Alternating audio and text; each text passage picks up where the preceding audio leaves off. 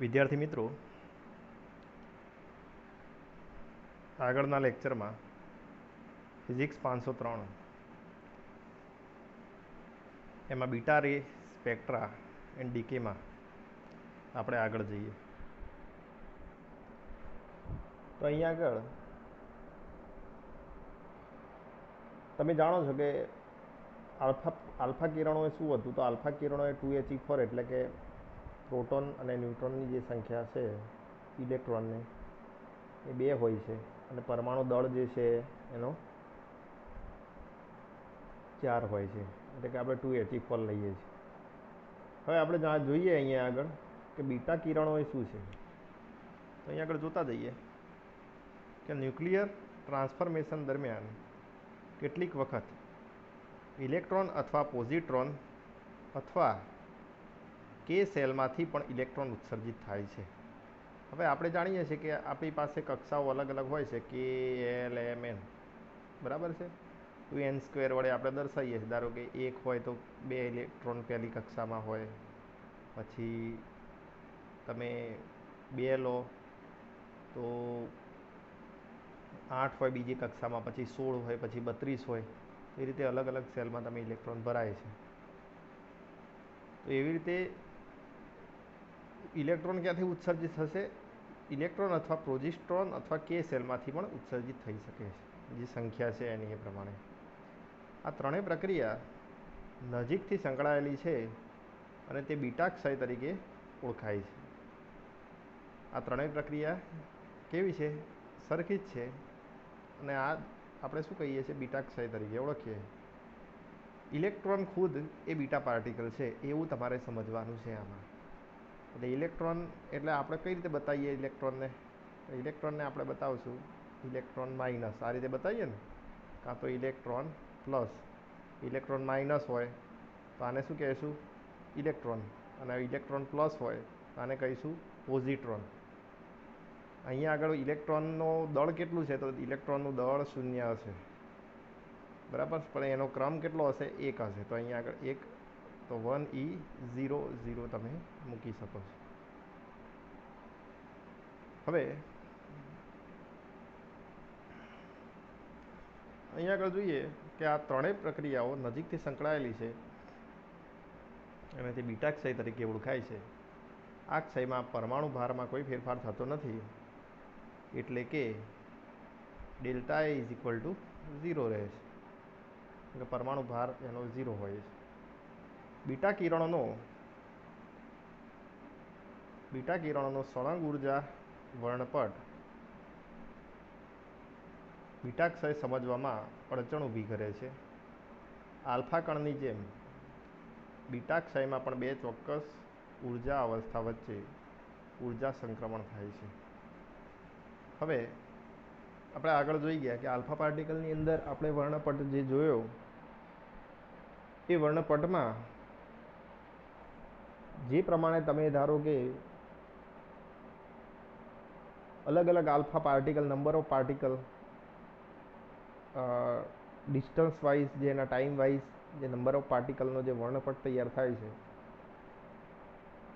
એ પ્રકારે અહીંયા પણ સળંગ વર્ણપટ તમને બીટા પાર્ટિકલમાં પણ જોવામાં આવે છે.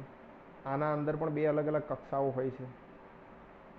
જેમ કે આલ્ફા પાર્ટિકલમાં આપણે જોયું કે ધરાવસ્થા અને ઉત્તેજિત અવસ્થામાં જોયું તો ધરાવસ્થામાંથી ઇલેક્ટ્રોન ઉત્તેજિત અવસ્થામાં જશે. જેમ કે કોઈ ન્યુક્લિયસ અનસ્ટેબલ થશે, એટલે કે એના અંદરથી જ્યારે એ બીજું કોઈ યુરેનિયમની અંદરથી જેમ કે થોરિયમ બહાર આવે છે, બીજું પરમાણુ રેડિયો એક્ટિવ, તો એનાથી આલ્ફા પાર્ટિકલ જે નીકળે છે એનો વર્ણપટ હોય છે, કે એ રેન્જ પ્રમાણેનો એનો વર્ણપટ હોય છે, એની કંઈક લંબાઈ હોય છે. તો એ પ્રમાણે અહીંયા આગળ બીટા પાર્ટિકલની અંદર પણ એક કોઈક સળંગ વર્ણપટ તમને જોવા મળે છે. તો અહીંયા આગળ આપણે વર્ણપટ જો જોવો હોય તો અહીંયા આગળ તમારે પહેલાં કોઈ ન્યુક્લિયસ લો તમે. ધારો કે આપણે પહેલામાં એક ન્યુક્લિયસ લીધું હતું આવું XZA, એટલે કે Z એ પરમાણુ ક્રમાંક, એ જે છે પરમાણુ દળાંક, પેરેન્ટ ન્યુક્લિયસ હોય છે એનું એમિશન થાય છે, એટલે બીટા પાર્ટિકલનું એમિશન થઈ અને અહીંયા નવો ડોટર ન્યુક્લિયસ શું બને છે, તો ડોટર મળે છે Y Z plus A Y A. તો અહીંયા આગળ ડોટર ન્યુક્લિયસની અંદર તમે જોઈ શકો છો કે ઇલેક્ટ્રોને પોતે માઇનસ છે, ઇલેક્ટ્રોને પોતે માઇનસ છે, એટલે કે પરમાણુ ક્રમાંક -1 છે. પરમાણુ ક્રમાંક કેટલો છે? -1 છે. જો પરમાણુ ક્રમાંક -1 હોય તો આગળનામાંથી તમે એક વસ્તુ તમે બાદ કરો છો, તો અહીંયા આગળ તમારે જે વસ્તુ આવશે એ વસ્તુમાં પરમાણુ ક્રમાંકની અંદર શું થશે, એક મૂલ્યનો વધારો થાય છે, નવો જે ડોટર ન્યુક્લિયસ બને છે. અને પરમાણુ દળાંક તો 0 જ છે, એટલે કે એ તો એનું એ જ રહેવાનું છે. તો આ પ્રકારે તમે આને જોઈ શકો છો કે પેરેન્ટમાંથી ડોટર ન્યુક્લિયસ બને છે ત્યારે ડોટર એટલે મીન્સ કે આપણે ધારો કે અહીંયા આગળ ધારો કે થોરિયમ લીધો હતો, સોરી યુરેનિયમ લીધો હતો, યુરેનિયમમાંથી નવો રેડિયો એક્ટિવ તત્વ બન્યું થોરિયમ, એવી રીતે. હવે અહીંયા આગળ જોઈએ કે બીટા ઉત્સર્જન જનક ન્યુક્લિયસ ZXAમાંથી બીટા કણ ઉત્સર્જીને જનિત ન્યુક્લિયસ એટલે કે પેરેન્ટ જનિત એટલે કે daughter nucleus Z plus A Y A ઉત્પન્ન કરે છે. તેથી ઉત્સર્જિત કણ એટલે કે ઉત્સર્જિત કણ બીટા બે ઉર્જાઓના તફાવત જેટલી ચોક્કસ મૂલ્યની ઉર્જા ધરાવતો હોવા જોઈએ. ફરી જોજો, બે ઉર્જાઓના તફાવત જેટલી ચોક્કસ મૂલ્યની ઉર્જા ધરાવતા હોવા જોઈએ. કોઈ બી બે ઉર્જાઓનો તફાવત લો, એની જે વેલ્યુ મળે એટલો તફાવત એની ઉર્જા એટલી મળવી જોઈએ. પરંતુ બીટા કણ ઉર્જાઓના જુદા જુદા મૂલ્યો ધરાવે છે, એટલે કે બીટા કણોનો વર્ણપટ રેખીય મળવો જોઈએ, પરંતુ સળંગ વર્ણપટ મળે છે. આપણે જોઈએ કે બીટાના જે મૂલ્યો જે છે એ કેવા છે, એ મૂલ્યો જુદા જુદા મળે છે. જો સરખા મૂલ્યો મળતા હોય, આપણે એવું વિચારીએ કે બીટા પાર્ટિકલનો જે વર્ણપટ છે તમને રેખીય મળે.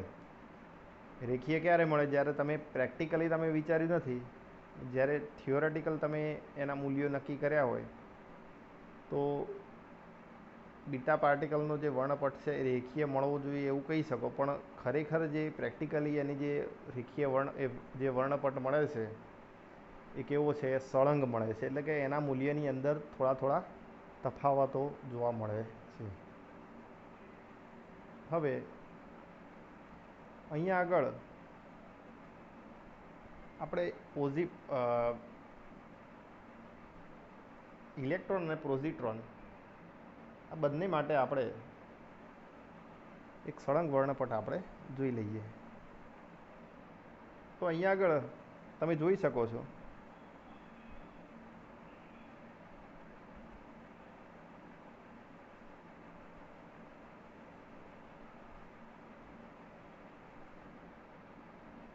કે સળંગ બીટા કિરણ વર્ણપટ અને તેને સમજાવવામાં ઊભી થતી મુશ્કેલીઓ. હવે જોઈએ, તમારી પાસે આ જે છે એ છે બીટા માઇનસ, એટલે કે બીટા માઇનસ એટલે કે ઇલેક્ટ્રોન જે બહાર નીકળે છે એ બીટા પાર્ટિકલ, અને અહીંયા આગળ પોઝિટ્રોનવાળું જે બીટા પાર્ટિકલ નીકળે છે એ.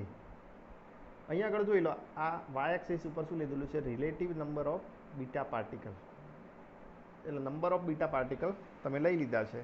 અને અહીંયા આગળ શું લીધું છે? એનર્જી ઇન એમી, એટલે અહીંયા આગળ ઉર્જા. એટલે અહીંયા આગળ તમે જુઓ, જેમ જેમ જેમ જેમ ઉર્જા વધતી જાય છે, ઉર્જાની અંદર વધારો થાય છે એક્સ એક્સિસમાં, એમ વાય એક્સિસમાં શું થાય છે? એમ નંબર ઓફ પાર્ટિકલનો અંદર વધારો થતો જાય છે. તો અહીંયાથી આટલે ઉર્જાથી એના નંબર ઓફ પાર્ટિકલ્સ કેટલા હોય છે? ધારો કે 12ની વચ્ચે છે, 12 અને 14ની વચ્ચે. તો જેમ જેમ ઉર્જા વધારો થાય છે એમ નંબર ઓફ પાર્ટિકલની અંદર જુઓ વધારો થતો જાય છે. પછી અહીંયા એક વેલ્યુ મેક્ઝિમમ બને છે. નંબર ઓફ પાર્ટિકલની અંદર વધારો ખૂબ જ થઈ ગયો. ધારો કે 14 અને 15 વચ્ચે આવી ગયો, 16 વચ્ચે. પછી આ નંબર ઓફ પાર્ટિકલની અંદર શું થાય છે? ધીમે ધીમે ધીમે ધીમે ધીમે જો ઘટાડો થાય છે. ઉર્જા વધે છે, નંબર ઓફ પાર્ટિકલની અંદર ઘટાડો થતો જાય છે. એક સમય 0 થઈ જશે. કારણ કે મિલિયનની અંદર આની ઉર્જાનો વ્યય થાય છે. એટલે નંબર ઓફ પાર્ટિકલની અંદર શું થાય છે? ધીમે ધીમે એનું આયનાઇઝેશન થતું જાય છે.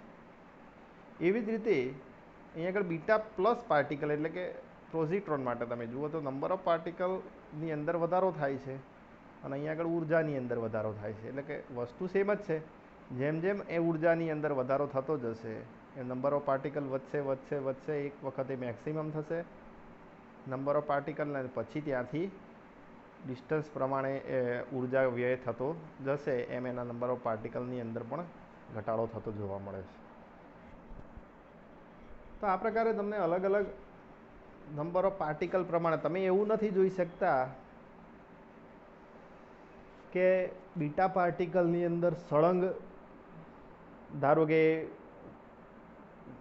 12 જેટલા નંબર ઓફ પાર્ટિકલ લઈ અને ઉર્જાની અંદર ધીમે ધીમે ધીમે તમે વધારો કરો તો નંબર ઓફ પાર્ટિકલ એટલા ને એટલા જ રહે એવું જરૂરી નથી. કારણ કે નંબર ઓફ પાર્ટિકલની અંદર વધારો ઘટાડો તમને જોવા મળે છે. એટલા માટે આનો જે વર્ણપટ છે કેવો મળે છે? સળંગ મળે છે. જેમ કે આલ્ફા પાર્ટિકલમાં પણ આપણને સળંગ વર્ણપટ જ મળે છે, રેખીય નથી મળે.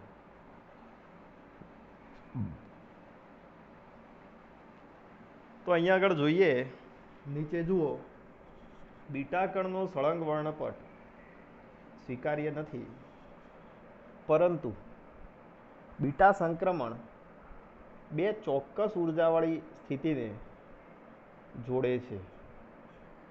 મોટાભાગના ઇલેક્ટ્રોન મહત્તમ ઉર્જા E મેક્સિમમ કરતાં 1/3 ઉર્જા જેટલી સાથે ઉત્સર્જિત થાય છે.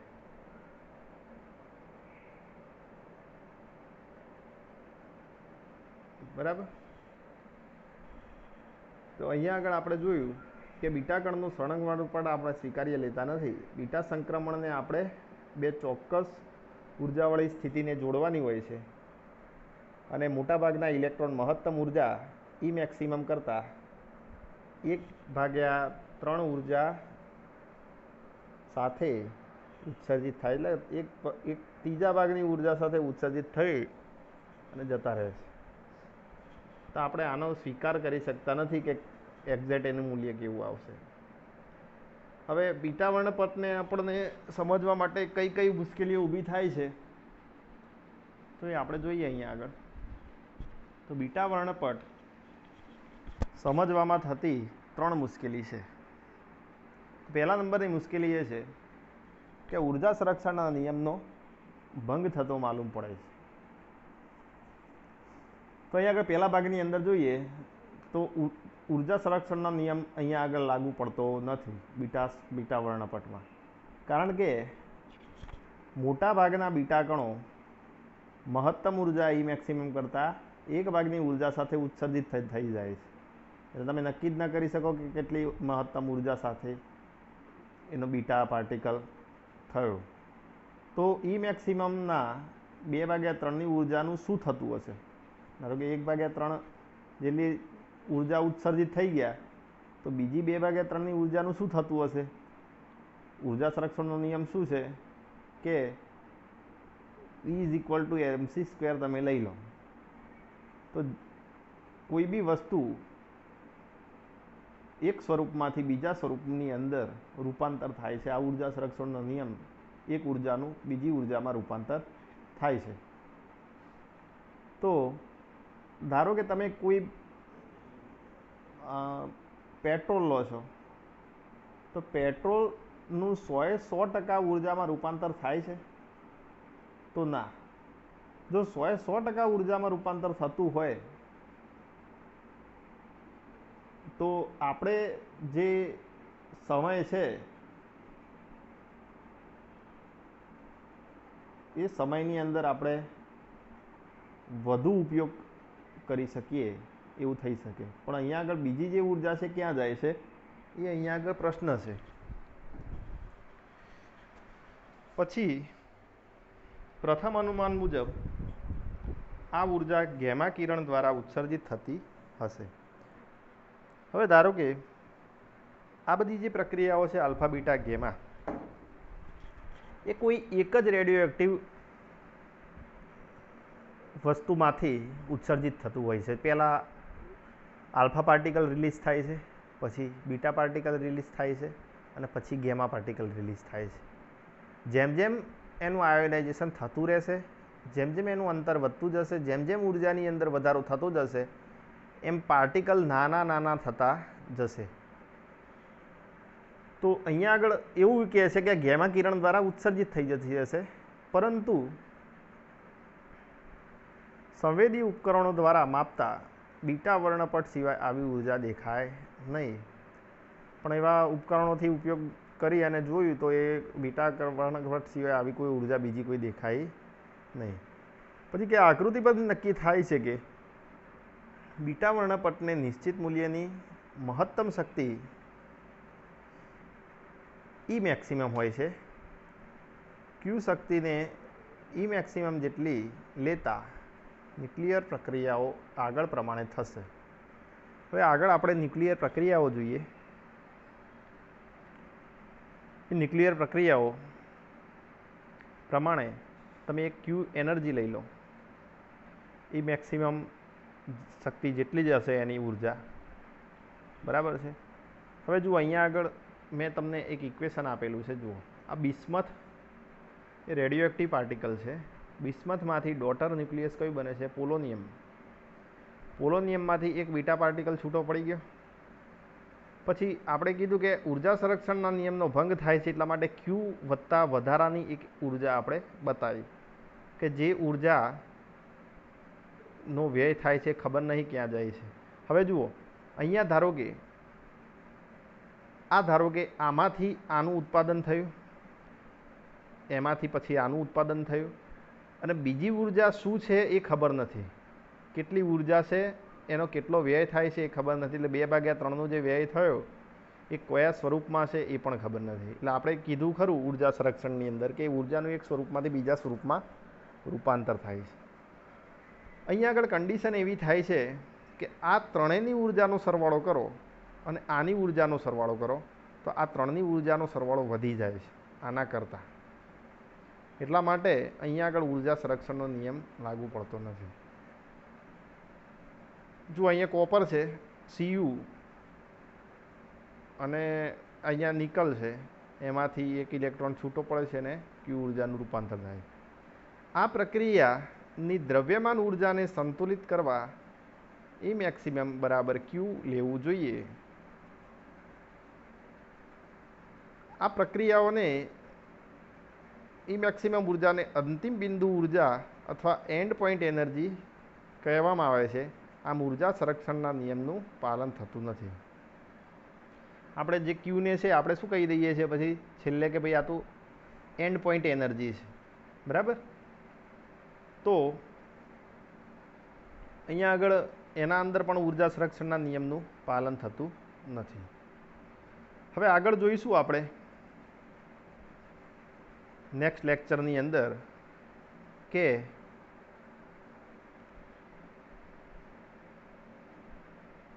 કોણીય વેગમાન સંરક્ષણનો જે સિદ્ધાંત છે એના નિયમનું પાલન થતું નથી, એ આપણે જોઈ લઈશું.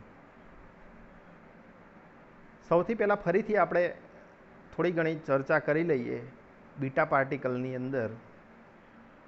શોર્ટમાં તમને સમજાવું તો બીટા પાર્ટિકલ એ પોતે ઇલેક્ટ્રોન છે. ઇલેક્ટ્રોન જો ધન વીજભાર ધરાવે તો એને આપણે પોઝિટ્રોન કહીએ છીએ. તો ઇલેક્ટ્રોન અને પોઝિટ્રોન અથવા કે સેલમાંથી ઉત્સર્જિત થયેલો ઇલેક્ટ્રોન, આની જો વાત કરીએ તો અહીંયા આગળ આપણને કંઈક વર્ણપટ જોવા મળે છે. વર્ણપટ એટલે આપણે નક્કી કરીએ કે નંબર ઓફ પાર્ટિકલ, ધારો કે એક પાર્ટિકલ આપણે બીટા પાર્ટિકલ લીધો, તો આવા અસંખ્ય બીટા પાર્ટિકલો જે કોઈ બી ઉર્જામાંથી ઉત્સર્જિત થયા છે એ કોઈ એની ફ્રીક્વન્સી લઈએ કે એની ફ્રીક્વન્સી કેટલી હશે એ કોઈ આપણે નક્કી કરી દીધું કે આટલા સમયની અંદર આટલા બીટા પાર્ટિકલ આટલી ઉર્જાનો વ્યય થયો. તો એનો જો વર્ણપટ બનાવવામાં આવે તો વર્ણપટની અંદર તમે જોયું કે એનો વર્ણપટ રેખીય મળતો નથી, એનો વર્ણપટ તમને સળંગ મળે છે. આપણે બે આકૃતિઓ જોઈ, એમાં એક બીટા માઇનસ પાર્ટિકલ અને એક beta plus particle. Beta minus પાર્ટિકલમાં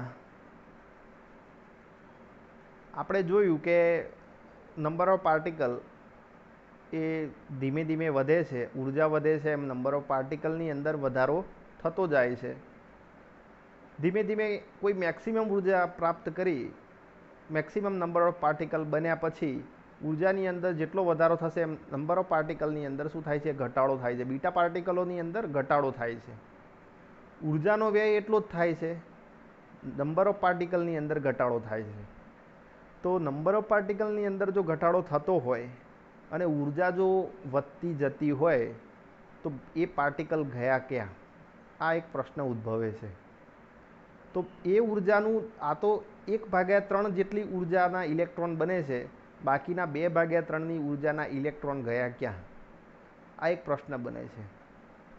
તો અહીંયા આગળ વૈજ્ઞાનિકોના અનુમાન પ્રમાણે 2/3ના ઇલેક્ટ્રોન જે છે એ ગેમા પાર્ટિકલના સ્વરૂપમાં રૂપાંતર થાય છે, આવું એમને અનુમાન લગાવ્યું. ત્યારબાદ અહીંયા આગળ ઉર્જા સંરક્ષણના નિયમનું પાલન થતું નથી, કારણ કે એ ઉર્જાનું શું થયું એ જાણવા મળતું નથી. એટલે આપણે ક્યુને એન્ડ પોઈન્ટ એનર્જી લઈ અને ખાલી નક્કી કરી દીધું કે આટલી ઉર્જા આનો વ્યય થાય છે. તો બીજા નંબરમાં આપણે કોણીય વેગમાન સંરક્ષણના નિયમનું પણ પાલન થતું નથી, એ બી આપણે આગળ જોઈશું. તો વિદ્યાર્થી મિત્રો, આગળનો લેક્ચર અહીંયાથી તમારે જોવા માટે વિનંતી છે, બરાબર.